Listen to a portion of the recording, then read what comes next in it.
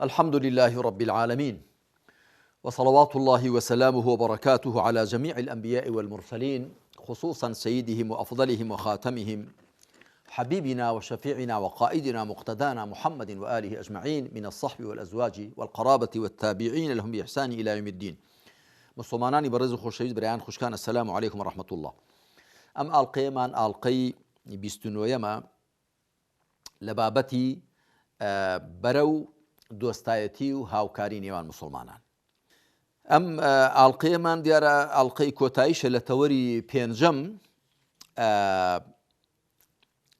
ناو نیشانی ئاڵلقەی 29ەم ئاوایە ڕەچاوکردنی پلەپلەیی تەدەڕوج و لە پێشترەکان ئەولەویات و ئامانجەکان شەریعەت مەقاصد و شەریعە. ئێمە پێویستە لە مامەڵە لە نێو خۆماندا، لە مامەڵ لەگەڵ خەڵک و کۆمەلگا و دەور و بەرماندا ئاگامان لەم بنچینەیە بێت. ئەڵبەتە لێرەدان بەستمەوە کە کەسانێک ئەمە ڕەچاو ناکەن، ئەمەش تووشی کۆمەڵێک هەڵەی کوشندەیان دەکات. یەکەم ڕەچاوکردنی لە پێشترەکان ئەولەویات، چ شتێک لە پێش چ شتێکەوەیە بەپێی ڕیزبەندیەک کە شەریعەت دایناوە.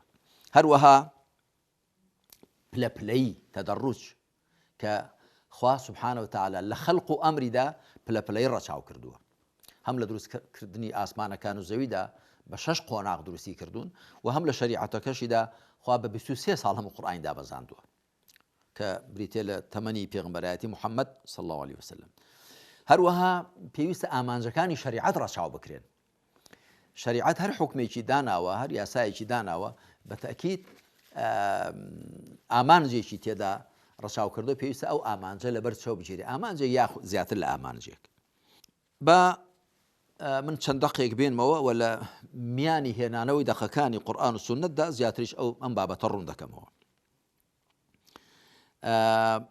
لە موسنەدی ئەحمەد داهاتووە کە شوعیب الأرناؤوط گوتوێتی صحیح لغیره، یەکێک لە هاوڵان دەڵێن رأيت النبي صلى الله عليه وسلم في الجاهلية في سوق ذي المجاز وهو يقول يا أيها الناس قولوا لا إله إلا الله تفلحوا.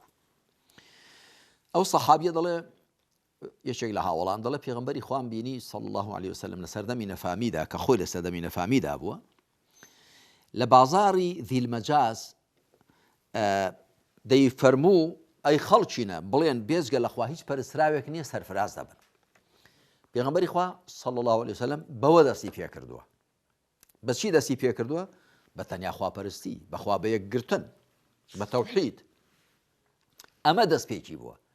هەموو پێغەمبەرانیش عەلەیهیم الصەڵات وەسەلام دەستپێکی کارەکەیان بەوە بووە. کەواتە دەبێ بزانی لە کوێوە دەست پێ دەکەین. پێغەمبەری خاتەم صلى الله عليه وسلم ئەو ژینگەی کە تێیدا هات، ئەو کۆمەڵگای عەرەب لە مەککە و لە مەدینە و لە شارەکانی دیکە هەمویان خواناز بوون، بە زۆری خواناز بوون. خوای پەروەردگار دەفەرمێ لئین سەئەلتەهم من خەلەقەهم لەیەقولون الله، ئەگەر لیان بپرسی کێ دروستی کردوون دەڵێن خوا.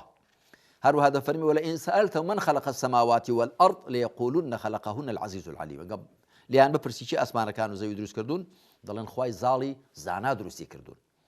بەڵام پێغەمبەر صلى الله عليه وسلم نەیفەرموو مادام ئەوانە خواناسن با لیان گەڕێم، با باسی خواپەرستی و تەنیا خواپەرستی و خوا بێگرتنیان بۆ نەکەم. نا، چکە زانیوێتی وێناکردنی ئەوان بۆ خوا، تێگەیشتنی ئەوان، ناسینی ئەوان بۆ خوا هەڵەیە.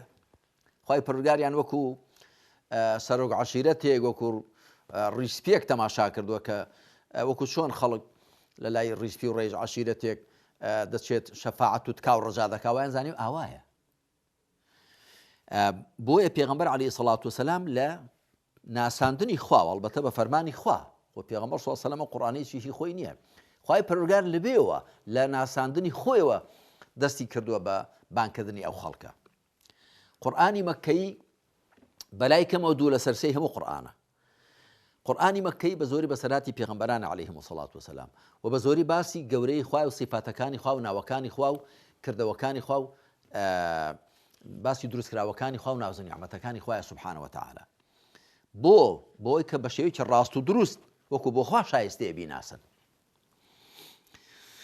هەروها با تەماشای ئەم دەقەش بکەین کە بخاري هناويتي عن ابن عباس رضي الله عنهما لما بعث معاذا إلى اليمن على اليمن قال إنك تقدم على قوم أهل كتاب فليكن أول ما تدعوهم إليه عبادة الله، فإذا عرفوا الله فأخبرهم أن الله قد فرض عليهم 5 صلوات في يومهم وليلتهم، فإذا فعلوا فأخبرهم أن الله فرض عليهم زكاة من أموالهم في أموالهم ويرد على فقرائهم.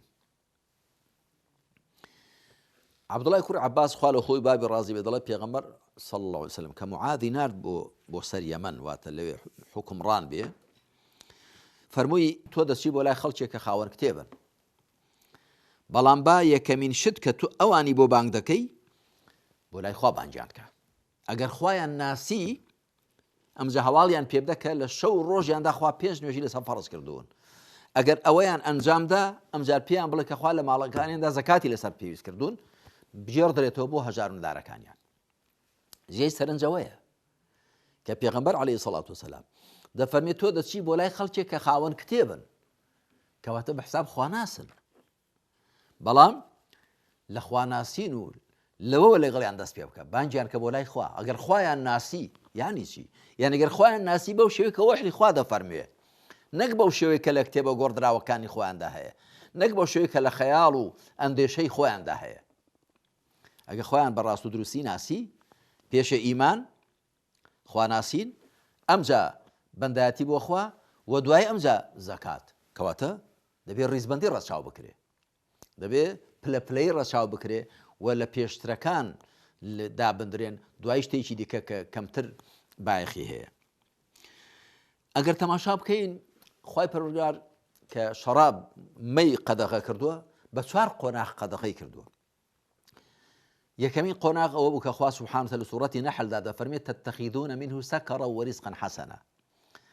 ئێوە لە بەروبوومی خورما و ترێ هەم مادەی سەرخۆشکەر هەم بژێوێکی باشی لێ دروست دەکەن، واتە لە بەرهەمی خورما و ترێ.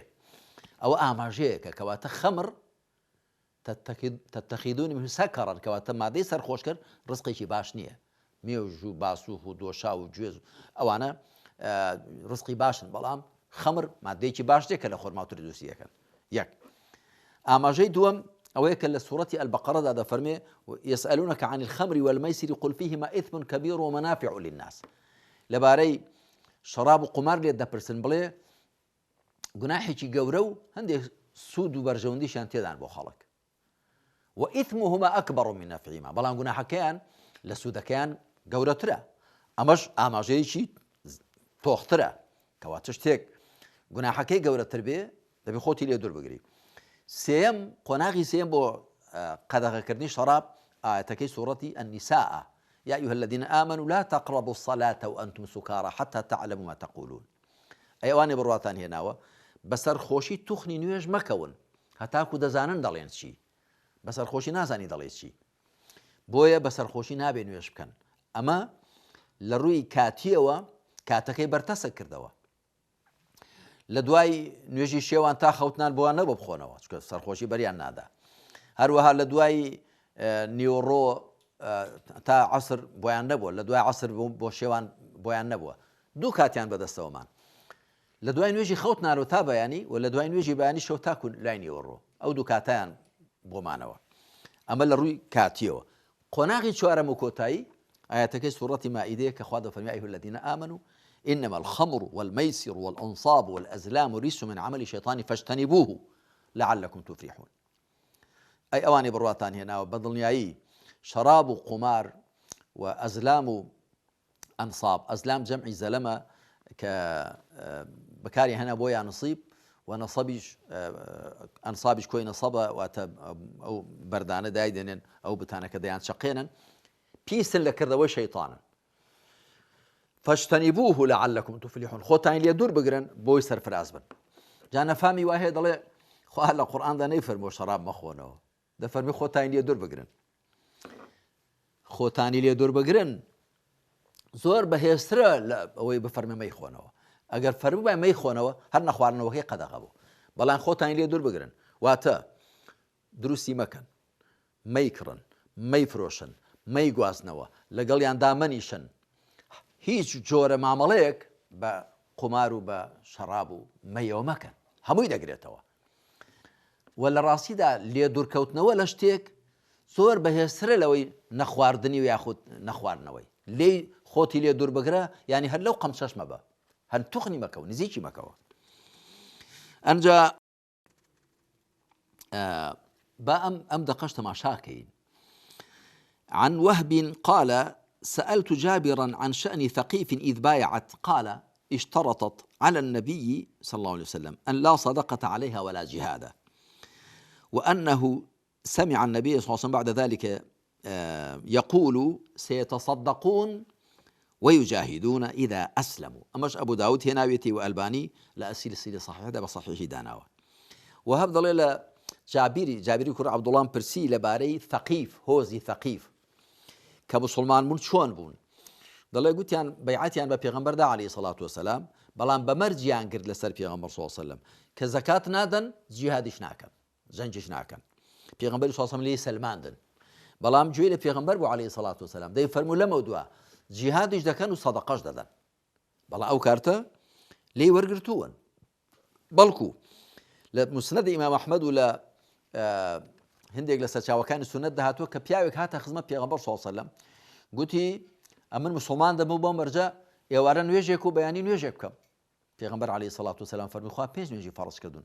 گوتی دەتەوێت مسلمان دەبم و بەیانی نوێژێک و ئێوارە نوێژێکی دەکەم ئەگەنا مسلمان نابم. فەرمووی مسلمان بە و دوایی هەر پێنج نوێژەکان دەکا. ئەمە گومانی تێدا نییە کە هەمووی ڕەچاوکردنی لە پێشترە، ئەوە لە پێشترە مسلمان بێ باجار بێتە نێو ئیسلامەوە با نوێژەکانیشی تەواو نەبن، باجارێ بێتە نێو دینی خوای پەروەردگارەوە با هەندێک گوناح و غەڵەت و پەڵەتیشی هەبن دوایی وازیان لێ دێنێ. بەنسبەت ئەوە کە تەماشای ئامانجەکانی شەریعەت بکرێ لە سەردەمی پێغەمبەردا عەلەیهی سەڵات وسەلام هاوڵان گوتیان یا ڕەسوول الله ئەلا تسەعڕ لەنا، ئەوە نمونەیەکە ئایا نرخمان بۆ لەسەر شت دانانەی؟ فەرمووی لا ئوسەعڕ ئین المسەعڕ هو الله، نرخ دانانێم هەر خوا نرخ دادنی لەسەر شتەکان. عومەر خوارێ ڕازی بێ خەلیفەی دووەمی پێغەمبەر صلی الله علیه و سلم ڕۆژگاری خۆیدا نرخی لەسەر شتەکان دانا. ئیمام مالیک دەڵێ پێغەمبەر عەلەیهی سەڵات وسەلام ئەوەی کرد کە بەرژەوەندی دەهێنایەتی لە ڕۆژگاری خۆیدا، عومەریش ئەوەی کرد کە لە سەردەمی ئەودا بەرژەوەندی دێنایەتی. لە سەردەمی پێغەمبەر صلی الله علیه و سلم بازرگانەکان قۆڵبڕ نەبوون، زۆر بە تەماع نەبوون، شتەکانیان بە نرخی خۆی فرۆشتون. بەڵام لە سەردەمی عومەردا خەڵک زۆر هاتە نێو ئیسلامەوە، بازرگانی قۆڵبڕ و ساختەچی و حرامخۆر پەیدا بوون، دەبوو نرخ لەسەر شتەکان دابدرێ بۆی بە نرخی زیاتر شتەکان نەفرۆشن.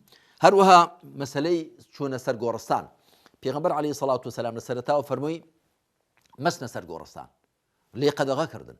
دوای بۆ خۆی فەرمووی كنت نهيتكم عن زيارة القبور ألا فزوروها فإنها تذكركم الآخرة. ڕێم لێگر بوون بچنە سەر گۆڕستان، بەڵام ئێستا دەڵێن بچن دوا ڕۆژتان دەخاتەوە یاد. پێشێ بۆ ڕێی لێگرتن، خەڵک لە کوفر و نەفامیەوە نزیک بوو، مەترسیەوەی هەبوو کە دوای لە خاوەن گۆڕەکان بپارێنەوە تووشی شیرکی گەورە ببن. دوایی کە زانی ئیمان و ئیسلام لە دڵیاندا دامەزراوە فەرمووی بچن چونکە دوا ڕۆژتان دەخاتەوە یاد و مەترسی ئەوەش نییە کە لە خاوەن گۆڕەکان بپارێنەوە. مەسەلەی ئەوە کە پۆشاک کورد بێ و لە زەوی نەخشێ کە هەرچەندەوە بەسەر پۆشاکی کوردیدا ناچەسپێن، هەندێک کەس هەرێک سەر فەرمایشتەکە دێن و بەسەر هەموو جۆرە پۆشاکێکیدا دەچەسپێن کەوا نییە.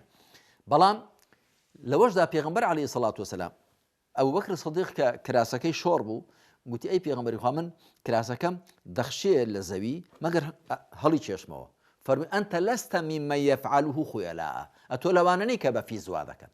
و بۆ خۆی حەدیثەکەدا فەرمووی من جەڕە ثەوبەه خویەلاء، هەر کەسێ بە فیز پۆشاکی بەدوای خۆی دەڕاکێشێ. ئەدەگەر بە فیز نەبێ بە شانازی و بە خۆ بزرگریەوە نەبێ وەکو ئەبوبەکر سیدیق ئەو کاتە وەبەر ئەوە ناکەوێت. بۆیە پێویستە تەماشای ئامانجەکانی شەریعەت بکەین و تەماشای پلەپلەی شەریعەت بکەین و تەماشای لە پێشترەکانیش بکەین بۆی کە لە مامەڵەمان لەگەڵ خەڵکدا بە هەڵەدانەچین. لێردا دێنە کۆتایی ئاڵلقەی 29 وصلى الله على محمد وعلى آله وصحبه أجمعين.